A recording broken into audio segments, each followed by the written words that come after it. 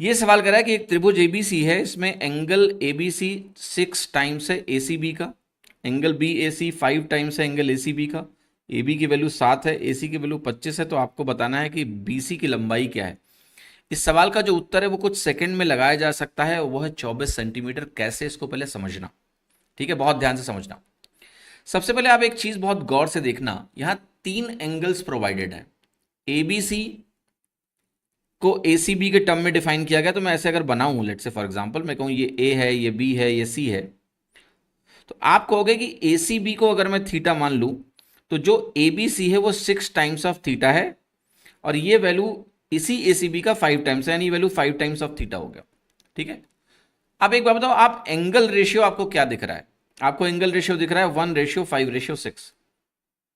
मैंने पहले भी डिस्कस किया, मैं दोबारा डिस्कस करता हूं। मैंने आपको ये बात बोल रखी है पिछले डीपीक्यूज में कि जब भी एंगल रेशियो 1:5:6 है, तो ये राइट एंगल ट्राइंगल होता है। ये बेसिकली 15 डिग्री, 75 डिग्री और 90 डिग्री का राइट एंगल ट्राइंगल है, अगर ये एंगल रेशियो है तो। मैंने ये भी बताया कि अगर एंगल रेशियो आपको दिया हो 1:1:2 का, तो ये आपका 45:45:90 का राइट एंगल ट्राइंगल होता है। ये सब बातें ध्यान होनी चाहिए, भूलना मत। एंगल रेशियो अगर 1:2:3 दिया हो, तो आपका ट्राइंगल 30 डिग्री, 60 डिग्री और 90 डिग्री का राइट एंगल ट्राइंगल होता है।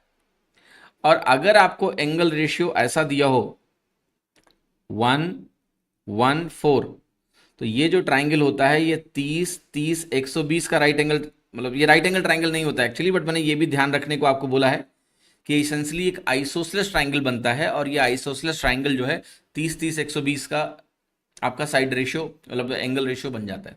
ये ध्यान रखने से क्या होगा, एग्जाम में जब भी एंगल रेशियो का इस्तेमाल होगा, तो आप फटाक से ये जान पाएंगे कि कौन से वाले ट्राइंगल की बात हो रही है। जैसे इस सवाल का उत्तर 24 सेंटीमीटर डायरेक्टली क्यों लगाना पॉसिबल था मेरे लिए, क्योंकि मैंने जैसे ही देखा कि एसीबी के टर्म में दोनों एंगल डिफाइन किए गए हैं और रेशियो बन रहा है 1:5:6, और अगर 1:5:6 है तो ये तो राइट एंगल ट्राइंगल है, और राइट एंगल ट्राइंगल में सबसे बड़ा एंगल कौन सा होता है? 90 डिग्री। तो ये एंगल जैसे ही 90 डिग्री आपको दिखा कि एंगल बी हमारा 90 डिग्री है, ये 90 डिग्री हुआ, आपको ये वैल्यू 7 दी है, ये वैल्यू आपको 25 दी है जो कि हाइपोटेनस है, क्योंकि आपका एंगल बी जो है 90 डिग्री हो गया। 7, 24 और 25 का पाइथागोरियन इंटरपोलेट होता है, और आपने क्विकली आंसर लगा दिया ए। इसलिए एंगल रेशियो को भी डायरेक्टली ध्यान रखिए, एटलीस्ट जो मैंने आपके सामने लिखे हैं ये इतने एंगल रेशियो आपको डायरेक्टली जब भी दिखे एग्जाम में, तो आपके अंदर ये एबिलिटी होनी चाहिए कि इनको देख के बता दो कि ये कौन सा वाला एंगल ट्राइंगल है, सो दैट आप क्विकली इस सवाल को हल कर पाए बिना ज़्यादा समय